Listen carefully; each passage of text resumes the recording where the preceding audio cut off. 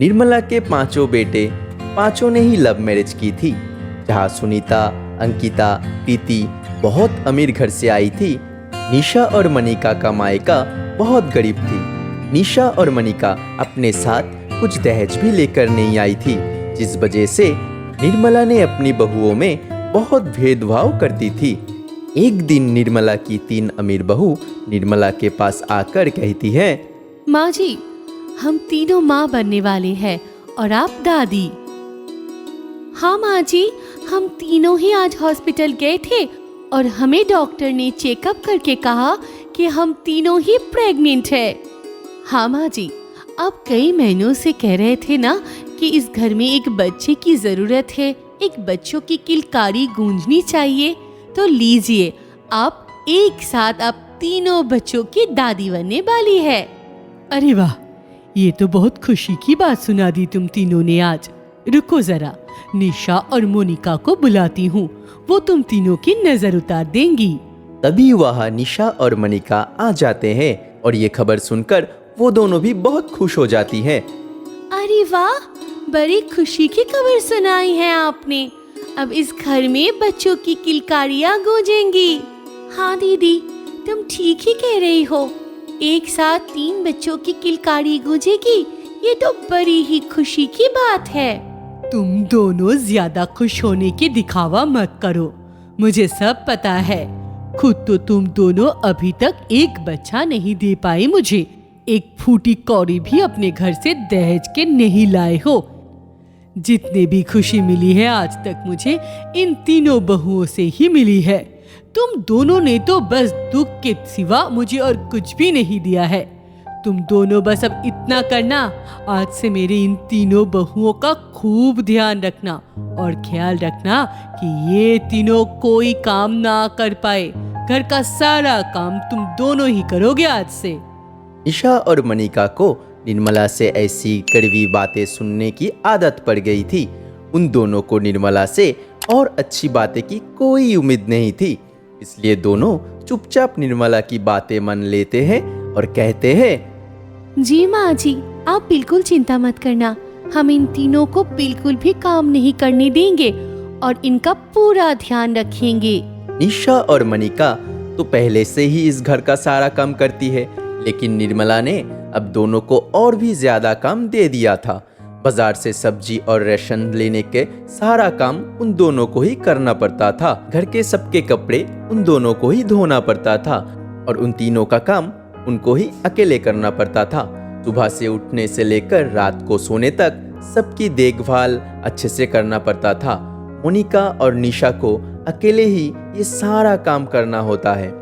तीनों अमीर बहुएं निशा और मनिका को अपने नौकरानी समझकर उनसे सारा काम करवा लेती है। एक दिन तीनों अमीर बहुओं को पेट में अचानक दर्द होने लगता है। मनिका ने जल्दी से डॉक्टर को फोन करके बुला लेती है।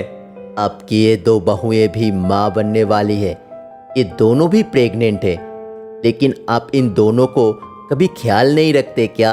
देखिए, इतनी कमजोर लग रही है ये दोनों।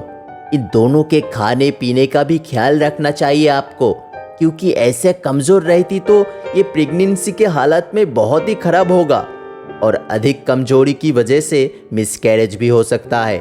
बच्चा स्वस्थ पैदा हो, इसलिए माँ का स्वास्थ्य ठीक होना बहुत जरूरी होता है। डॉक्टर के जाते ही निर्मला ने अपनी दोनों गरीब बहू निशा और मनिका से कहती है, निशा बहू और मोनिका बहू, डॉक्टर की बात पर ज्यादा ध्यान मत दो। ये आजकल के डॉक्टर है, इन्हें कुछ पता ही नहीं होता है, फालतू के ज्ञान देने लगते हैं। पिछली बार जब आए थे तो तीनों बहुओं को काम करने के लिए बोला था, याद है ना तुम्हें? इसीलिए मेरा कहा सुनो, प्रेग्नेंट औरतों को ज्यादा काम करना चाहिए, इसीलिए तुम दोनों ज्यादा आराम मत करना, नहीं तो प्रेगनेंसी में दिक्कत आ जाएगी। और मेरे पास इतने फालतू के पैसे नहीं है कि मैं तुम्हारे ऑपरेशन में खर्चा करूंगी, इसीलिए अपना ध्यान खुद रखो और खूब काम करो, देखना डिलीवरी नॉर्मल हो। आप चिंता मत कीजिए माँ जी, हम घर का सारा काम पहले की तरह ही कर लेंगे और अपना ध्यान भी रख लेंगे अच्छा से। पर ये तो बताइए कि आपको थोड़ी सी भी खुशी हुई है कि नहीं हमारी प्रेगनेंसी की बात सुनकर? हाँ माँ जी, लग रहा है हमारी प्रेगनेंसी की खबर सुनकर आप बहुत खुश नहीं हो, जैसे आपने तीनों बहुओं की प्रेगनेंसी का खबर सुनकर बहुत खुश हुए थे।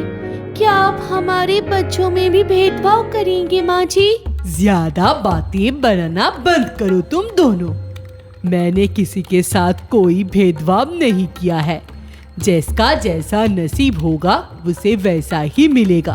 तुम्हारे बच्चे के नसीब में अगर मेरा प्यार लिखा हुआ है तो मैं उन्हें प्यार, लाड, दुलार सब करूंगी, और अगर नहीं लिखा है तो मैं नसीब के लिखे हुए को बदल तो नहीं सकती हूँ ना।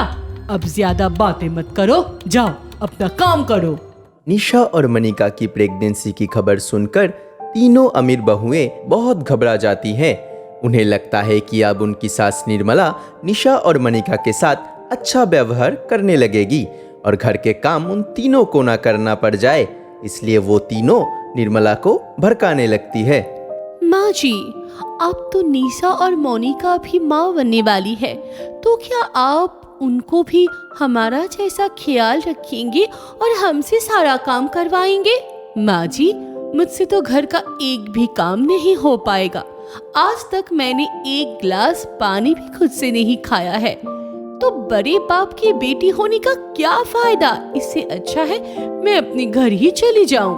हाँ, और नहीं तो क्या, भला ऐसे हालात में भी अगर हमें नौकरों जैसा काम करना पड़े तो अमीर मायका होने का क्या फायदा? मेरी माँ तो हमेशा फोन करके मुझे बुलाती रहती है। मैं एक बार अपने मायके चली गई तो मुझे वहाँ सारा ऐशो आराम मिलेगा।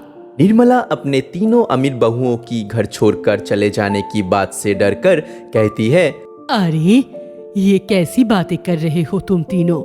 क्या तुम तीनों को मुझ पर बिल्कुल भी भरोसा नहीं है? मैं आज तक तुम तीनों को एक भी काम करने दिया है जो आज करवाऊंगी? वो दोनों प्रेग्नेंट है तो क्या हुआ, जैसे वो घर का काम करते थे वैसे ही करेंगी। तुम तीनों जाओ अपने अपने कमरे में आराम करो बस। उर्मिला की बात सुनकर तीनों बहुओं को सुकून मिलता है और तीनों ही अपने अपने कमरे में आराम करने के लिए चली जाती है। निशा और मनिका हमेशा की तरह अपने काम पर लग जाती है। ऐसे हालात में भी निर्मला निशा और मनिका को खाने के लिए भरपेट खाना नहीं देती है। जैसा खाना तीनों अमीर बहुओं को मिलता है वैसा पौष्टिक खाना दोनों गरीब बहुओं को कभी नहीं देती है। एक दिन निशा और मनिका का पति अपने माँ निर्मला से कहती है, माँ, तुम कब तक इतनी भेदभाव करती रहोगी? आखिर निशा और मनिका भी तो प्रेग्नेंट है, उन्हें भी इस समय अच्छे खाने पीने की जरूरत है। थोड़ा उनका खाना पीना भी थोड़ा अच्छा होना चाहिए ना। हाँ माँ, ऐसा हालत में भी तो वो दोनों घर का काम करती है, कम से कम उन्हें खाना तो अच्छे से दिया करो, नहीं तो हम दोनों अपने अपने पत्नियों को लेकर हमेशा के लिए इस घर छोड़कर चले जाएंगे। जिस घर में हमारे बच्चे और पत्नियों का कोई इज्जत नहीं, वहाँ पे खाना नहीं मिलता, उस घर में रहने का फायदा क्या है? निर्मला अपने दोनों बेटों को घर छोड़ देने की बात सुनकर थोड़ा परेशान हो जाती है और उस दिन के बाद से निर्मला निशा और मनिका को भी थोड़ा अच्छा खाना दे दिया करती थी। दूध और थोड़े फल भी खाने के लिए दिया करती थी। ऐसे ही दिन बीत गए और पांचों बहुओं को डिलीवरी के समय आ गया। डिलीवरी के समय पांचों के पति शहर से बाहर गए हुए थे। निर्मला ने अकेला ही पांचों बहुओं को हॉस्पिटल में भर्ती करवा दिया था और भर्ती करवाने के बाद डॉक्टर ने निर्मला से कहा, देखिए निर्मला जी, आपकी 2 बहुओं को भी डिलीवरी तो नॉर्मल हो गई है, बस उनकी शरीर में खून की कमी थी, इस वजह से उन्हें खून चढ़ाना पड़ा है। वो दोनों बहुत कमज़ोर है, लेकिन आपकी तीनों बहुओं की डिलीवरी तो अभी नहीं हो पाई है। उनको ऑपरेशन की ज़रूरत है, बिना ऑपरेशन की उनकी डिलीवरी हो नहीं सकती, इसलिए आप थोड़ा और पैसों की इंतज़ाम कर लीजिए ताकि हम जल्दी से ऑपरेशन शुरू कर सके। क्या कहा? ऑपरेशन की जरूरत है? मेरी किस बहुओं को ऑपरेशन की जरूरत है डॉक्टर साहब? निर्मला जी, आपकी तीनों अमीर बहुओं की ऑपरेशन की ज़रूरत है, जिन तीनों को आपने बहुत अच्छे से ध्यान रखा था और जिनको अपने घर में बिल्कुल भी काम करने नहीं दिया था। उन तीनों को अब ऑपरेशन की ज़रूरत है। अगर आप मुझसे ऐसे ही बातें करते रही तो आपकी किसी भी बहू को भी कुछ भी हो सकती है, इसलिए जल्दी से पैसे का इंतज़ाम कीजिए। निर्मला तुरंत अपने बेटों को फ़ोन लगाती है और उनसे पैसे भेजने के लिए कहती है और ऑपरेशन वाली बात भी बताती है। पैसे का इंतज़ाम होते ही ऑपरेशन शुरू हो जाता है। बड़ी मुश्किल से ऑपरेशन होने के बाद तीनों अमीर बहुओं को जनरल वार्ड में शिफ्ट कर दिया जाता है। कुछ घंटे बाद जनरल वार्ड में निर्मला अपने 5 बहुओं से मिलने के लिए आ जाती है, जो अपने बच्चों के साथ बेड पर ही लेटी होती है। निर्मला को देखकर डॉक्टर बोलती है, देख लिया निर्मला जी, आपने भेदभाव के कारण से क्या नतीजा हुआ। आपने अपनी बहुओं की इतना अच्छा ख्याल रखा था, इस कारण इनका मुश्किल से डिलीवरी हुआ है और इनका ऑपरेशन करने की नौबत आ गई थी। और अपने जिन दोनों बहुओं से बहुत ज़्यादा काम करवाया था, उन्हें बिल्कुल भी आराम नहीं दिया था, उनका नॉर्मल डिलीवरी हुआ है और उनका कोई भी तकलीफ नहीं हुआ। और आपकी ये भेदभाव के कारण ही आपके 5 बहुओं की जान खतरे में पड़ गई थी। ये तो भगवान का शुक्र है कि सब ठीक हो गया, नहीं तो आप खुद को कभी माफ़ नहीं कर पाती। आज पहली बार निर्मला को अपने किए पर बहुत शर्मिंदगी महसूस हो रही थी। निर्मला ने अपने हाथ जोड़ते हुए और रोते हुए अपनी दोनों गरीब बहू निशा और मनिका से माफ़ी मांगी। मुझे माफ करना मोनिका और निशा बहू, मैं तुम दोनों के साथ बहुत बुरा बर्ताव किया। अधिक दहेज के लालच में मैं अंधी हो गई थी। पता नहीं मेरे आंखों पर किस चीज़ का पर्दा गिर गया था। हो सके तो मुझे माफ कर देना तुम दोनों। निर्मला की ऐसी बात सुनकर निशा और मनिका कहती है, आप माफ़ी मत मांगिए माँ जी, जो बीत गया सो बीत गया। आप अभी भी हमारी माँ समान सास है और हम आपकी बहू, और आप हमें आशीर्वाद देती हुई अच्छी लगती है, ना कि माफ़ी मांगती हुई। बिल्कुल सही कहा निशा। और ये पैसा है ही क्या चीज़, ये पैसा हर इंसान के मन में बुराई पैदा कर देता है। लेकिन माँ जी ने तो सिर्फ दहेज के लालच में हमसे बहुत सारा काम करवाए।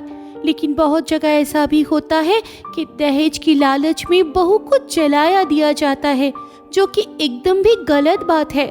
भगवान करे दुनिया में ऐसी कोई भी अपनी बहू के साथ ना करे। माँ जी, हमने तो आपको माफ भी कर दिया है। अब आप 5 बच्चों की सुनीता, दादी बन अनीता चुकी और हो। ज्योति आपको माफी मांगना शोभा नहीं देता है। ऑपरेशन के बाद चिड़िया सौतन को भी समझ में आ गया था कि अमीर गरीब होने से कुछ नहीं होता है। इंसान का दिल बड़ा होना चाहिए और आराम करना जितना ज़रूरी है, काम करना भी उतना ही ज़रूरी होता है। उन तीनों को भी निशा मनिका से माफ़ी मांगना पड़ा और फिर निर्मला अपने 5 बहुओं को अपने पोते पोतियों को लेकर खुशी खुशी घर चली गई।